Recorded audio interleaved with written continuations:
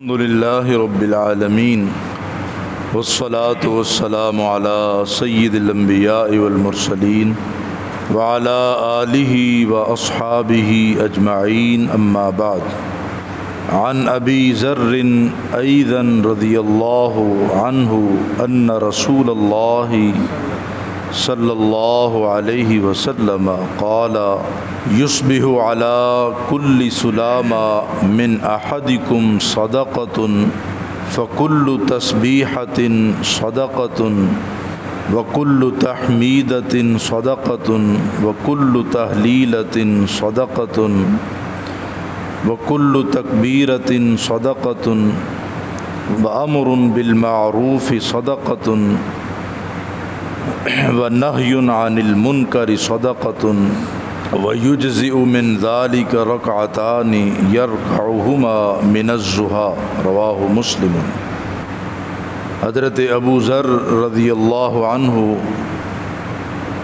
اس حدیث کو بیان کرتے ہیں، فرماتے ہیں کہ رسول اللہ صلی اللہ علیہ وسلم نے فرمایا، تم میں سے ہر ایک کے ہر جوڑ پر صبح کو ایک صدقہ ضروری ہے، بس ہر تسبیح سبحان اللہ کہنا صدقہ ہے، ہر تحمید الحمدللہ کہنا صدقہ ہے، ہر تہلیل لا الہ الا اللہ کہنا صدقہ ہے، اور ہر تکبیر اللہ اکبر کہنا صدقہ ہے، نیکی کا حکم دینا صدقہ ہے اور برائی سے روکنا صدقہ ہے، اور ان سب کاموں سے وہ 2 رکعتیں ادا کر لے تو اس کے لیے کافی ہو جاتی ہیں.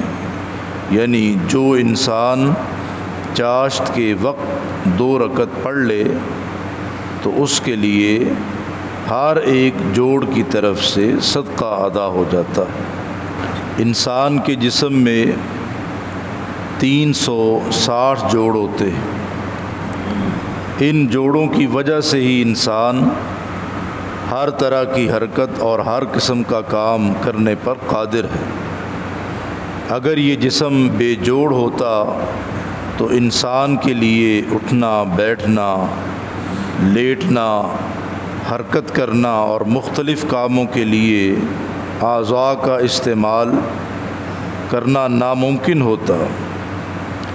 اس لحاظ سے ہر جوڑ اللہ رب العزت کی ایک نعمت ہے جس کا شکر ادا کرنا انسان پر ضروری ہی نہیں بلکہ واجب ہے. یہ اللہ تعالیٰ کا دوسرا فضل ہے کہ اس نے ان نعمتوں پر شکر کی ادائیگی کا نہایت آسان طریقہ بھی بتلا دیا، جو کہ ہر امیر اور ہر غریب انسان اس طریقے کو اختیار کر سکتا ہے، اور وہ تسبیح، تحمید، تکبیر، تہلیل کا کہنا اور نیکی کا حکم اور برائی سے روکنا وغیرہ.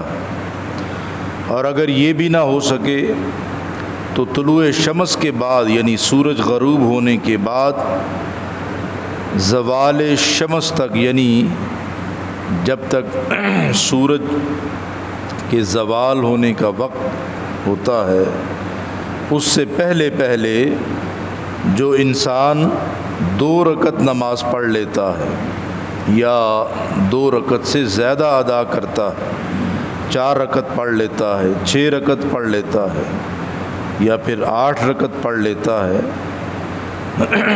تو اس کے لیے جسم کے ہر حصے کی طرف سے صدقہ ادا ہو جاتا ہے. اور ایک حدیث میں دن کے شروع حصے میں 4 رکعتیں پڑھنے کی بھی ترغیب ہے، جس کا فائدہ یہ ہوتا ہے کہ بندہ شام تک اللہ رب العزت کی حفاظت میں آ جاتا ہے اور ہر طرح کی پریشانیوں سے، دکھ تکلیفوں سے محفوظ ہو جاتا ہے. جس طرح رسول اللہ صلی اللہ علیہ وسلم نے فرمایا کہ ہر فجر کی نماز کے بعد جو انسان 3 دفعہ یہ دعا پڑھ لیتا ہے، بسم اللہ الذی لا یضر مع اسمہ شیء فی الارض ولا فی السماء وہو السمیع العلیم، وہ ہر طرح کے نقصان سے، ہر طرح کی پریشانیوں سے، ہر طرح کی دکھ تکلیف سے اور دشمنی سے اللہ کی حفاظت میں آ جاتا ہے۔ اللہ تعالیٰ اس کو شام تک اپنی حفاظت میں لے لیتے ہیں، وہ کسی بھی دکھ تکلیف پریشانی مصیبت سے دوچار نہیں ہوتے۔ تو یہ نبی صلی اللہ علیہ وسلم کا آزمودہ نسخہ ہے۔ آپ صحابہ اکرام رضوان اللہ علیہم اجمعین کو یہ دعا یاد کروایا کرتے، اور آپ صحابہ اکرام اس دعا کو پڑھا بھی کرتے۔ اور اسی طرح یہ تسبیحات ہر بندہ جو ہے وہ زبان پہ ان کو ادا کر سکتا ہے، کوئی مشکل نہیں ہے۔ سبحان اللہ، الحمدللہ، اللہ اکبر، لا الہ الا اللہ واللہ اکبر، اس کا پڑھنا کسی کے لیے بھی مشکل نہیں۔ تو یہ چلتے پھرتے انسان جو ہے یہ ان تسبیحات کو پڑھ سکتا ہے۔ اس کا فائدہ یہ ہوتا ہے کہ انسان ہر طرح کے چھوٹے بڑے گناہ سے بھی محفوظ رہتا ہے، اور اللہ رب العزت کی حفاظت میں بھی آ جاتا ہے۔ اور دوسری چیز یہ کہ 2 رکعت نماز سورج نکلنے کے بعد جو انسان پڑھ لیتا ہے وہ اور زیادہ اللہ رب العزت کی حفاظت میں ہو جاتا ہے۔ 2 سے 4، 4 سے 6، یعنی جتنی بھی رکعات نفلی نماز پڑھے گا وہ اللہ تعالیٰ کی حفاظت میں ہوگا۔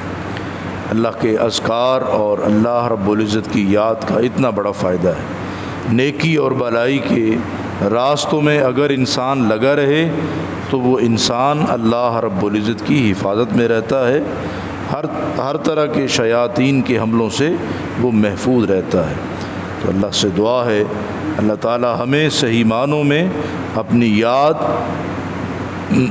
اور اپنا ذکر کرنے کی توفیق عطا فرمائے۔ فرض عبادات کے ساتھ ساتھ نفلی عبادات کا اہتمام بھی کرنے کی توفیق عطا فرمائے، اور ہر چھوٹے بڑے گناہ سے بچنے کی توفیق عطا فرمائے۔ ظاہر بات ہے جب انسان اللہ رب العزت کے ذکر میں رہتا ہے، اس کی یاد میں رہتا ہے اور اس کی عبادات میں رہتا ہے، تو وہ ہر طرح کے شیطانی وسوسوں، شرارتوں اور اس کی چالوں سے محفوظ رہتا ہے۔ اللہ ہم سب کو شیاطین کے شر سے محفوظ فرمائے اور ہر طرح کی دکھ تکلیف سے محفوظ فرمائے، اور اپنی یاد زیادہ سے زیادہ کرنے کی توفیق عطا فرمائے۔ وآخر دعوانا ان الحمد للہ رب العالمین۔